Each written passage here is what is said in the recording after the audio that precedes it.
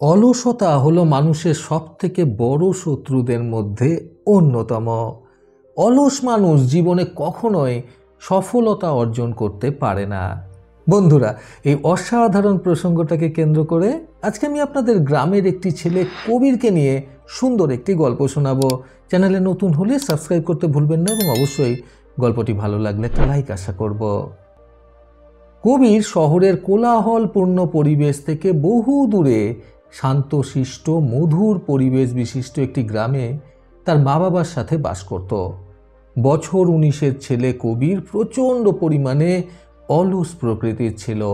কোনো কাজের প্রতি তার কোনো আগ্রহ ছিল না।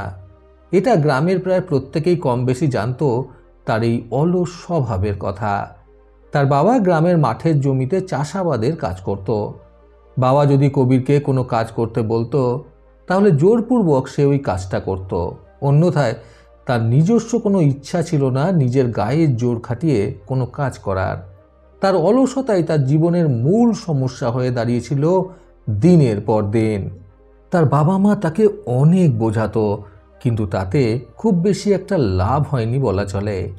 কবিরের বাবা সর্বক্ষণ কবিরকে বলতো, অলসতাকে বন্ধু বানিয়ে কেউ কোনোদিন জীবনে উত্তীর্ণ হতে পারেনি। একমাত্র কঠোর পরিশ্রম এবং নিজের কর্মের দ্বারাই জীবনে সফলতার মুখ দেখা যায়। কিন্তু এইসব কথা খুব একটা বেশি কানে তুলত না কবির। সারাদিন কবিরের কাজ ছিল ঘরে শুয়ে বসে আরাম করা, সময় মতো খাবার খাওয়া এবং বাবার সাথে প্রতিদিন একবার করে মাঠে এসে পাখিরা যাতে ফসল নষ্ট না করে সেই কারণে মাঠে আগত পাখিদের তাড়ানো। এই একটি মাত্র কাজ ছাড়া বাকিটা সময় সে শুয়ে থাকত। গ্রামের অন্যান্য মানুষেরা যখন ক্ষেতের মধ্যে দাঁড়িয়ে লাঠির সাহায্যে বা গুলতির সাহায্যে মাঠে আগত পাখিদের তাড়াতে ব্যস্ত থাকত, সেই সময় কবির ভাবত যে এই সকল মানুষগুলো দাঁড়িয়ে দাঁড়িয়ে কষ্ট করে কেন পাখিদের তাড়াচ্ছে? এরা তো বসে বা শুয়ে থেকেও পাখিগুলোকে তাড়াতে পারে। তখন সে সহজ কোনো উপায় ভাবতে লাগলো এবং সহজ উপায় ভাবতে ভাবতে কবিরের মাথায় একটা বুদ্ধি এলো। তখন সে বুদ্ধি করে মাঠের চারিদিকে কাঠের খুঁটির মধ্যে খালি তেলের টিনের ড্রামের মধ্যে কিছু নুড়ি পাথর ভর্তি করে সেগুলোকে খুঁটিতে ঝুলিয়ে দিল। তারপর সেগুলোকে শক্ত করে দড়ি দিয়ে বেঁধে দিল, যাতে সে আরাম করে শুয়ে শুয়ে পাখিদের ভয় দেখাতে পারে। কবিরের এরকম অদ্ভুত বুদ্ধিতে গ্রামের সবাই ভীষণ বিরক্ত হলো এবং কবিরের বাবাও খুব চিন্তিত হলো ছেলের এরকম অলসতার পরিচয় পেয়ে। তার বাবা সবসময় ভাবত যে আমার অবর্তমানে বা আমি অসুস্থ হয়ে পড়লে তখন আমার ছেলের কি হবে বা আমাদের সংসার কিভাবে চলবে। ছেলের এত অলস স্বভাবের জন্য সে একার হাতে সব কিছু কখনোই সামলাতে পারবে না। কিন্তু কবিরের যেহেতু একটু ভালো বুদ্ধি ছিল, সেহেতু বুদ্ধির জোরে তাকে দেওয়া সব কাজ সে শেষ করে ফেলত। তাই তার বাবা তাকে খুব একটা বেশি কিছু বলতো না। কিন্তু সময় তো কারোর জন্য বা কোনো পরিস্থিতিতেই থেমে থাকে না, বরং সময় আপন গতিতেই চলতে থাকে।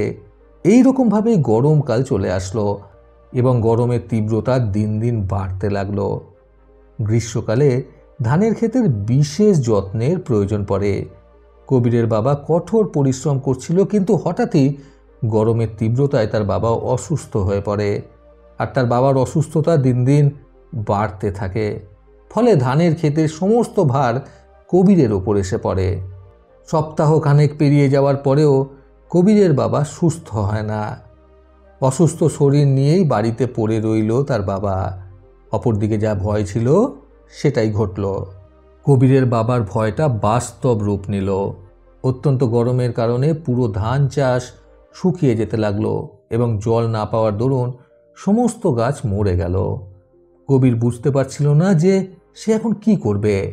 তার বাবা দিন দিন আরও অসুস্থ হয়ে যাচ্ছে। বাবার পেছনে অনেক অর্থ ব্যয় হচ্ছে। অপরদিকে তাদের সঞ্চয় করে রাখা সমস্ত পুঁজিও শেষের পথে চলে আসে। এই সমস্ত পরিস্থিতির চাপে পড়ে কবির খুবই হতাশাগ্রস্ত হয়ে পড়তে লাগলো। সে একদমই বুঝতে পারছিল না যে সে এখন আসলেই কি করবে। যে ফসল তাদের বেঁচে থাকার শেষ আশা ছিল, সেই ফসল এখন সম্পূর্ণভাবে বিলীন হয়ে গেছে। একদিন রাতের আকাশের দিকে তাকিয়ে আকাশের তারা দেখতে দেখতে কবির খুব চিন্তায় মগ্ন হয়ে গেল এবং সে ভাবতে লাগলো, আমি তো গ্রামেরই ছেলে, গ্রামের এই কৃষিকাজ করা তো আমার কাছে খুব একটা কঠিন হওয়ার কথা নয়। একটু পরিশ্রম করলেই আমি অনায়াসে এই কাজ করতে পারতাম, কিন্তু আমার অলসতার কারণে সব শেষ হয়ে গেল আজকে। এইসব ভেবে কবির নিজেকে খুব দুর্বল মনে করছিল। এইভাবে ভাবতে ভাবতেই কবির সেদিন রাতে ঘুমিয়ে পড়ল। এরপরের দিন সকালবেলায় সারা গ্রামে খুব কোলাহল শুনতে পেল কবির। ঘুম থেকে উঠে গ্রামে বেরিয়ে এসে দেখতে পেল তাদের গ্রামের নিকটবর্তী রাজ্যের রাজা ওনার সৈন্যদের মারফত একটি প্রতিযোগিতার ঘোষণা পাঠিয়েছেন। রাজকুমারের জন্মদিন উপলক্ষে এই প্রতিযোগিতার আয়োজন করা হয়েছে এবং যে এই প্রতিযোগিতায় বিজয়ী হবে তাকে একটি সোনার বাক্স দেওয়া হবে। কবির যে মাত্র শুনতে পেল যে এই প্রতিযোগিতায় যে জয়ী হবে তাকে সোনার বাক্স উপহার স্বরূপ দেওয়া হবে, তখনই সে আর কিছু না ভেবে ওই প্রতিযোগিতায় অংশগ্রহণ করল। তার এই কাণ্ড কারখানা দেখে তো গ্রামের সকলেই হেসে লুটোপুটি খেতে লাগলো এবং তাকে তুচ্ছ তাচ্ছিল্য করতে লাগলো। সকলেই নিজেদের মধ্যে বলাবলি করতে লাগলো যে এই অলস প্রকৃতির ছেলেটা কি আর এমন করতে পারবে। কবিরের বাবা মাও বিশ্বাস করেনি যে তাদের ছেলে এই প্রতিযোগিতায় জয়ী হবে, কিন্তু তা সত্ত্বেও কবির যখন তার বাবা মায়ের কাছে এই প্রতিযোগিতায় অংশগ্রহণ করার জন্য অনুমতি নিতে গেল, তখন তার বাবা মা তাকে প্রতিযোগিতায় অংশগ্রহণ করার জন্য অনুমতি দিল। রাজামশাইয়ের আদেশ অনুযায়ী সেই প্রতিযোগিতা দুই ভাগে ভাগ করা হয়েছিল। প্রথম দিন একটি প্রতিযোগিতা হবে বেশ কিছু প্রতিযোগীকে নিয়ে, আর প্রথম দিনের প্রতিযোগিতার মধ্যে থেকে নির্বাচিত প্রথম 3 জন প্রতিযোগীকে নিয়ে করা হবে দ্বিতীয় দিনের প্রতিযোগিতা। যাই হোক, সব কিছু জেনে শুনে কবির প্রথম দিন রাজামশাইয়ের বলে দেওয়া জায়গায় অর্থাৎ গ্রামের শেষের দিকে একটি নদীর সামনে এসে হাজির হলো। সেখানে এসে সে দেখল সেখানে আগের থেকেই আরও অনেক মানুষের ভিড় হয়েছিল। সেই প্রতিযোগিতায় অংশগ্রহণ করার জন্য আরও অনেক মানুষ নানান জায়গা থেকে এসেছিল। তাদের সকলেই প্রায় খুবই রুষ্টপুষ্ট এবং উচ্চতা বিশিষ্ট মানুষজন ছিল। কবিরের উচ্চতা এবং শারীরিক গঠন সেই সকল মানুষগুলোর তুলনায় কিছুই ছিল না। তাই সে প্রথমে একটু চিন্তিত হয়ে গিয়েছিল যে এই সকল মানুষগুলোর সাথে সে কিভাবে পেরে উঠবে বা প্রতিযোগিতায় সে কিভাবে জয়ী হবে। কিন্তু সেই মুহূর্তে সে মনে করল এইসব ভাবার মতো বেকার সময় তার কাছে এখন আর নেই, কারণ যে করেই হোক তাকে এই প্রতিযোগিতাটা জিততেই হবে। রাজামশাই নির্দেশ দিয়েছিলেন এই সুদীর্ঘ নদীটা যে করেই হোক পার করতে হবে এবং নদীর ওই পারেও রাজামশাইয়ের নির্দিষ্ট লোকজন দাঁড়িয়ে থাকবে। এত প্রতিযোগীদের মধ্যে যে 3 জন সর্বপ্রথম এই নদী পার হতে পারবে তাদেরকে পরবর্তী দিনের প্রতিযোগিতায় অংশগ্রহণ করানো হবে এবং তারপরেই বিজয়ী ঘোষণা করা হবে। সময় শুরু হওয়ার সঙ্গে সঙ্গে সকল প্রতিযোগীরা নদীতে ঝাঁপ দিয়ে সাঁতার কাটতে শুরু করল। কিন্তু কবির নদীতে ঝাঁপ না দিয়ে নদীর পাড়ে দাঁড়িয়ে বেশ কিছুক্ষণ চিন্তাভাবনা করতে লাগলো যে কিভাবে এই নদীটা পার করা যায় কম সময়ের মধ্যে। কিছুক্ষণ চিন্তা করতে করতে হঠাৎ সে নিকটবর্তী জঙ্গলে চলে গেল। তারপর সেখান থেকে একটা বড় কাঠ আর একটা সরু মতো লম্বা কাঠ এনে বড় কাঠটাকে নৌকোর মতো ব্যবহার করলো আর সরু লম্বা কাঠটাকে নৌকা চালানোর প্যাডেল হিসেবে ব্যবহার করে অতি সহজে এবং কম সময়ের মধ্যে সেই সুদীর্ঘ নদী পার হয়ে অপর প্রান্তে পৌঁছে গেল। এইভাবেই সে বিজয়ী হয়ে অন্যান্য আরও 2 জনের সাথে পরের দিন প্রতিযোগিতায় পৌঁছে গেল। মোট 3 জন প্রতিযোগীকে প্রথম দিনের প্রতিযোগিতা থেকে নির্বাচন করা হয়েছিল দ্বিতীয় দিনের জন্য। তারপর দ্বিতীয় দিন রাজামশাইয়ের নির্দেশ অনুযায়ী একটি জঙ্গলের মধ্যে 3 জন প্রতিযোগীকে পৌঁছাতে হলো। সেখানে আগের থেকেই রাজার অনেক লোকজনেরা উপস্থিত ছিলেন এবং প্রতিযোগীদের জন্য 3টি বড় মতো 4 কোণা বিশিষ্ট কাঠের ব্লক রাখা হয়েছিল এবং বলা হয়েছিল এই ব্লকগুলোকে ঠেলে ঠেলে সামনে নির্দিষ্ট সীমানা পর্যন্ত নিয়ে যেতে হবে। যে আগে এই ব্লকটাকে নিয়ে নির্দিষ্ট সীমানায় পৌঁছতে পারবে সেই হবে রাজামশাইয়ের উপহারের অধিকারী। অবশ্যই সেই ব্লকগুলোকে ঠেলে নিয়ে যাওয়ার জন্য এই 3 জন প্রতিযোগীদের বেশ কিছু যন্ত্রপাতি দেওয়া হয়েছিল।